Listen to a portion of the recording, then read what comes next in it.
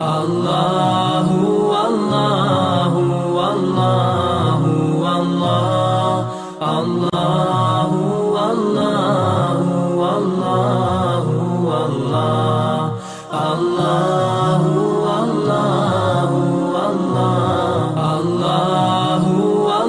اللہ اللہ اللہ اللہ۔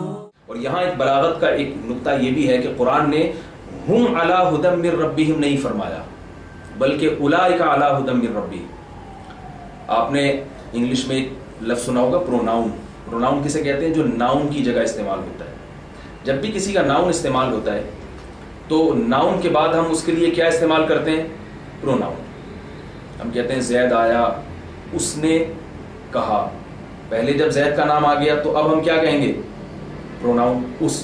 تو عربی میں بھی انگلش میں ہم ہی اور شی کا لفظ استعمال کریں گے، جمع ہے تو دے کا لفظ استعمال کریں گے۔ نام کی جگہ ہی اور شی اور دے استعمال ہوتا ہے، دس استعمال نہیں ہوتا یا دیز استعمال نہیں ہوتا۔ تو قرآن نے یہاں جو پروناؤن ہے نا، ہم ہونا یہ چاہیے کہ ہم علی ھدی من ربہم، وہ لوگ ہیں ہدایت پر۔ اس کے بجائے قرآن نے اس میں اشارہ استعمال کیا ہے۔ اس میں اشارہ کہتے ہیں کہ جیسے دس نا، آپ کسی شے کی طرف جب اشارہ کرتے ہیں تو آپ کیا کہتے ہیں؟ دس یا دیٹ، یہ لفظ آپ استعمال کرتے ہیں۔ تو اللہ نے اولئک کا لفظ استعمال کر کے بتایا کہ یہ جن کی صفات میں نے یہ بیان کی ہے نا پچھلی آیتوں میں، کہ جو نماز کو پابندی سے قائم کرتے ہیں اور مخلوق پر خرچ کرتے رہتے ہیں، ان کی عادت ہے، ان کی جیب سے مخلوق کے لیے پیسہ نکلتا رہتا ہے۔ تو میں گویا اشارہ کر رہا ہوں ہاتھ سے کہ یہی لوگ ہیں ہدایت کے اوپر۔ اشارہ اس وقت کیا جاتا ہے جب آپ کو آپ کے سامنے بات کو بالکل کلیئر کر دیا جائے، کیونکہ جب آپ کہتے ہیں نا وہ لوگ، تو اس میں آپ کا ذہن کسی اور بھی طرف جا سکتا ہے کہ بھئی ان کے علاوہ کوئی اور بھی ہو سکتے ہیں۔ تو اللہ نے جب آپ اشارہ کرتے ہیں نا تو اشارے میں پھر غلطی نہیں ہوتی۔ مثال کے طور پر میں آپ سے کہہ رہا ہوں بھائی جاؤ زید کو یہ چیز ہے، یہ تحفہ ہے، زید کو جا کے دے دو۔ آپ کو سمجھ میں نہیں آ رہا زید یہ ہے یہ ہے یہ ہے، تو آپ کیا کرتے ہیں؟ اس کی کنفیوژن دور کرنے کے لیے بھائی اس آدمی کو دے دو، اشارہ کرتے ہیں نا آپ، بھائی یہ جو بیٹھا ہوا ہے نا، یہ ہاتھ لگا کے کہتے ہیں اس کو دے دو، اب کوئی کنفیوژن نہیں ہوتی۔ تو اللہ نے فرمایا کہ میں گویا ہاتھ سے اشارہ کر کے بتا رہا ہوں کہ یہ جو لوگ ہیں نا جن کا پہلے تذکرہ ہوا ہے، ان کے کندھے پہ ہاتھ رکھ کے کہہ رہا ہوں یہی لوگ ہیں جو سیدھے راستے پر ہیں، ان کے علاوہ کوئی بھی سیدھے راستے پر نہیں ہے۔ کنجوس آدمی کبھی بھی سیدھے راستے پر نہیں ہو سکتا۔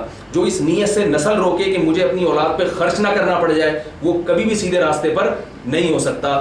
جو اس نیت سے پیسہ جمع کرے کہ میں پیسہ میرا ذاتی پیسہ ہے لہذا میں کسی کو کیوں دوں، وہ کبھی بھی سیدھے راستے پر نہیں ہو سکتا۔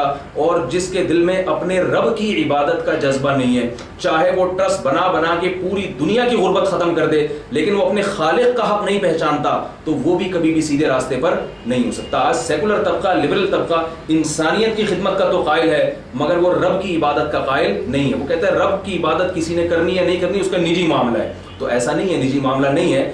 وہ انسان اس وقت تک اچھا ہو نہیں سکتا جو رب کی عبادت نہیں کرتا۔ اور دوسرا اللہ نے ان کے لیے انعام کیا بیان کیا؟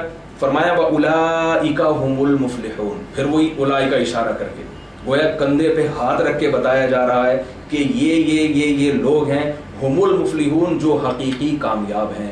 فلاح کہتے ہیں کہ آپ اپنی مراد میں اپنی پوری مراد کو کامل طریقے سے حاصل کر لیں۔ بہت بڑی کامیابی۔ انسان کی مراد کیا ہے؟ دنیا میں جتنے بھی انسان ہیں ان کی مراد، سب سے بڑی مراد یہ کہ میرے دل میں جو خواہش پیدا ہو وہ پوری ہو جائے۔ اسی کے لیے تو انسان دن بھر کوشش کر رہا ہے۔ میری خواہش ہے کہ میری صحت اچھی ہو جائے۔ بیمار کی خواہش کیا ہوتی ہے؟ صحت اچھی ہو جائے۔ اور صحت مند کی خواہش ہوتی ہے اور اچھی ہو جائے۔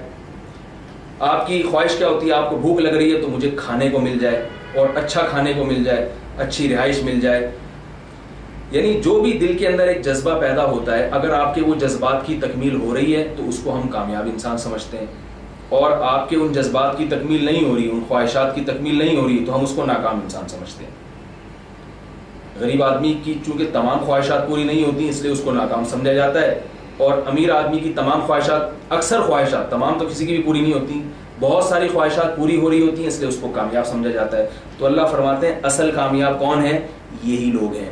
اس لیے کہ ابھی دنیا میں تو کسی کی بھی تمام خواہشات پوری نہیں ہوتی، لیکن جس آخرت پر یہ لوگ یقین رکھتے ہیں جب وہ آخرت آئے گی تو اللہ ان کو ایسی جنت میں داخل کرے گا کہ اس جنت میں ان کی ہر خواہش پوری ہوگی. اس لیے یہی لوگ ہیں جو حقیقی کامیاب ہیں.